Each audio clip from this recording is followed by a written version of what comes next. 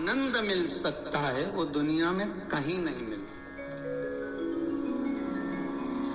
सारे तीर्थ धाम आपके चरणों में, हे भोलेनाथ प्रणाम आपके।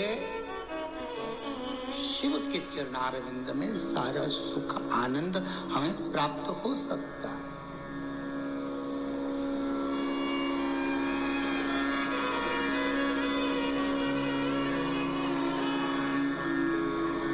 अहिल्याबाई भी कोई सतयुग की नहीं थी, त्रेता की नहीं थी, द्वापर की नहीं थी, कलियुग की थी। ये नाम भगत भी सतयुग त्रेता का नहीं थे, द्वापर के नहीं थे, यही कलयुग के थे। कड़प सतयुग त्रेता और द्वापर के नहीं थे, यही कलयुग के थे। मीरा, कर्मा, नामदेव, ध्रुव, प्रहलाद, ये आदि कादि के जितने भी क्रम है, भले हम ध्रुव और प्रहलाद को माने आगे के चरित्र में, पर मीरा, कर्मा, नामदेव, तुकाराम, रामकृष्ण परमहंस जी, चैतन्य महाप्रभु जी, श्रीमद वल्लभाचार्य जी, श्रीमद रामानुजाचार्य जी, श्री निम्बाकाचार्य जी, हम जितने हमारे श्री शंकराचार्य आदि कादि के जितने भी साथ, अच्छे से ध्यान कर लीजिए महाराज। शंकर के शिवलिंग को जहां रखा है आपने, भले वो भूमि हो, चाहे प्लेट हो, कटोरी हो, एक चोमली बना ली हो, कपड़े पर रखा हो, वो हस्त कमल ही माना जाए।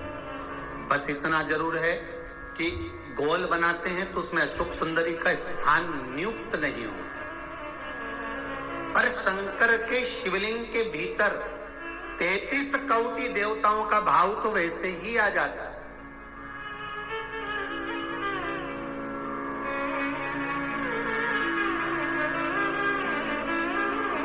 किसी ने एक प्रश्न किया, गुरुजी आप बताते हो कि कमर दुखे, हाथ पैर दुखे, पांव दुख रहे हो, कमर दुख रही हो, पीठ दुख रही हो, सिर दर्द हो रहा हो, तो शंकर जी के मंदिर में जाकर शंकर जी की शिवलिंग की बेलपत्र उठाकर शंकर जी के शिवलिंग को देखकर चबा चबा कर खाना है। तो हम ऐसे बेलपत्र खा लें तो घर पर ले जाकर शिवलिंग देखकर क्यों? तो शास्त्र कहता है कि उसके प्रतिबिंब से, उस शिवलिंग के स्वरूप से जो किरण निकलती है, उस किरण से ही तो हमें रोग मिटाना है।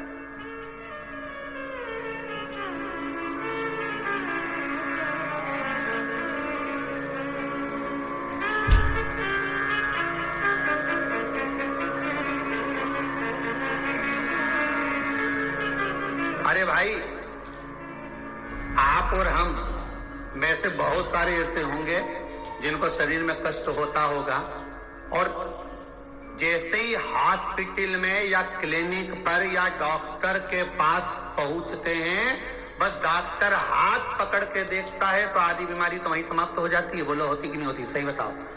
आप लोग तो गए होंगे, हम भी गए होंगे, सत्य बोलना। बस डॉक्टर ने हाथ पकड़ा, बीपी, हालांकि तुम्हें भी मालूम है बीपी में कहीं नहीं है, फालतू की बात, और 25 बार तो शुगर चेक करा लेना, शुगर ना ऊंची जाए ना नीची जाए, क्योंकि तू भी शुगर से बढ़कर है। तो अपन भी तो हृदय से मीठा बोलते हैं, तो अपन कम, तो वो सब जांच करा ली, कहीं नहीं निकला। तो कई माताएं आके बोलती है, गुरुजी हमने खूब जांच कराई रे महाराज, कहीं नहीं निकला, पर समझ में नहीं आया, उसके बाद भी पांव दुखे। अर्थात डॉक्टर के पास जाते हैं तो आधी बीमारी तो यही समाप्त हो जाती है, डॉक्टर के पास पहुंचते से बीमारी समाप्त हो जाती है। तो आखिर कारण क्या है कि शंकर का शिवलिंग का दर्शन करें और फिर बेलपत्र को खाएं। अर्थात शिव के शिवलिंग स्वरूप में से जो किरण निकलती है, उसका स्वरूप, उसका आनंद हमारे रोग को वैसे ही हरण कर देता, हमारे रोग को वैसे ही समाप्त कर देता।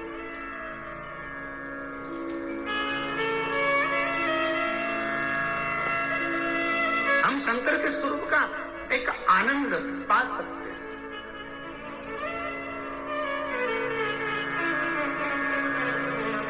चलो जाने दो, एक और सरल भाषा से समझो। किसी मंदिर में, ये कभी तुमने किसी पुराण में लिखा कि राम जी के मंदिर में जाके एक लोटा पानी चढ़ाओ, कन्हैया जी के मंदिर में चढ़ाओ, माता जी के मंदिर में, भैरव जी के मंदिर में, हनुमान जी के मंदिर में, 33 कोटि देवता का कहीं नहीं लिखा कि एक लोटा पानी चढ़ाओ, पर पुराण में लिखा शंकर के मंदिर में जाओ तो एक लोटा पानी चढ़ाओ, शिवलिंग पर जल चढ़ाओ, गंगा जल चढ़ाओ, जल चढ़ाओ, पर चढ़ाओ जरूर। क्यों लिखा, कारण क्या था?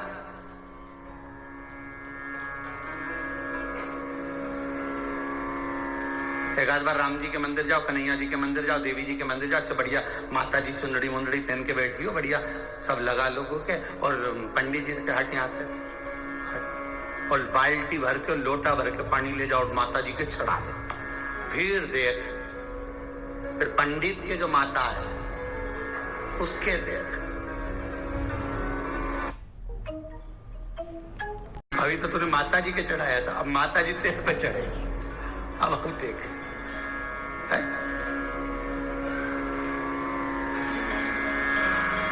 कहीं लिखा है ऐसा है, पर नहीं, शिव के लिए लिखा है कि जल चढ़ाओ शंकर के शिवलिंग पर। क्यों? उसका कारण है, जब हम जल चढ़ाने के लिए जाएंगे तो शंकर भगवान पर जब जल चढ़ेगा तो उस जल का स्पर्श हमारे हाथ से शिवलिंग का होगा तो उससे हमारा कल्याण अपने आप हो जाएगा। क्योंकि सारे आनंद चरण, सारे देवताओं का एक तेज पुंज उस शंकर के स्वरूप में विराजमान है। कहते हैं जब संपूर्ण सृष्टि खंड नष्ट करने का जब समय आता है, भगवान शंकर काय के देवता है? संहार के देवता। जब भगवान शिव संहार के देवता हैं, जब संपूर्ण सृष्टि खंड समाप्त होने का समय आता है, पूरी पृथ्वी जब जल में मग्न होने वाली रहती है, तब 33 कोटि देवता आते हैं और भगवान शिव जी से निवेदन करते हैं, सब कुछ आकाश पताल तलातल रसातल सब नष्ट होने वाला है, क्या करा जाए? शंकर भगवान कहते हैं आप सब मेरे पास में आ जाओ और मुझ में समा जाओ। 33 कोटि देवता शंकर के अंग अंग में समा जाते हैं। हम कहते 3.5 करोड़ रोम छिद्र ये मनुष्य के शरीर में है। शास्त्र कहता है 33 कोटि देवता भगवान शंकर के शरीर में है। जब भगवान शंकर के शरीर में 33 कोटि देवता विराजमान हो जाते हैं, शिव के भीतर विराजमान हो जाते हैं, तो हम जल केवल एक देवता को नहीं चढ़ाते, 33 कोटि देवता को चढ़ाकर उसका पुण्य अर्जन कर लेते हैं, पुण्य प्राप्त कर लेते हैं। 33 कोटि देवता को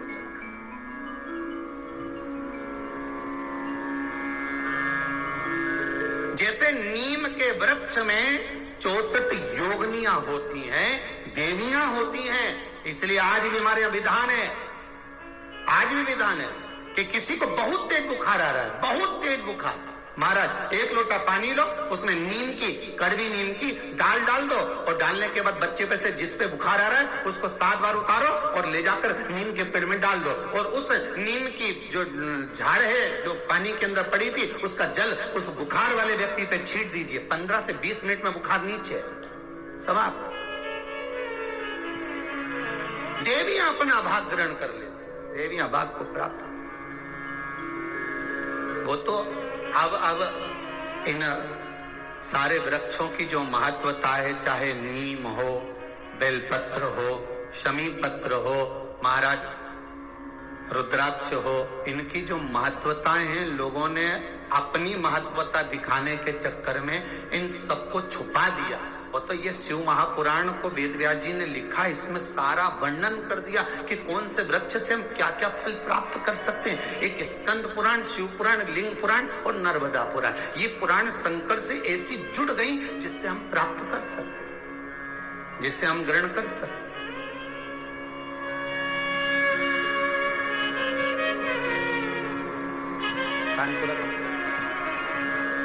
भगवान शिव के आनंद,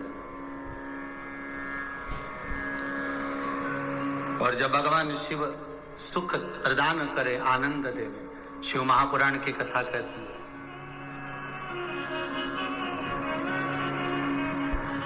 हम भी भले शिवलिंग साथ में लेकर ना चले, अहिल्याबाई जैसे, हम भले शिवलिंग को पल्लू में बांधकर ना चले, पर शिव महापुराण की कथा कहती है हम शंकर का अनुमोदन कर कर तो चल सकते,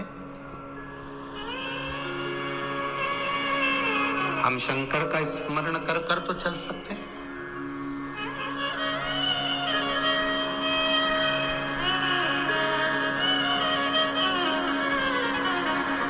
शिवरी नारायण में कथा कही थी, आपको याद होगा। एक कबूतर स्वर्ग जा रहा था, अगर किसी ने सुनी होगी शिवरी नारायण कथा तो ध्यान में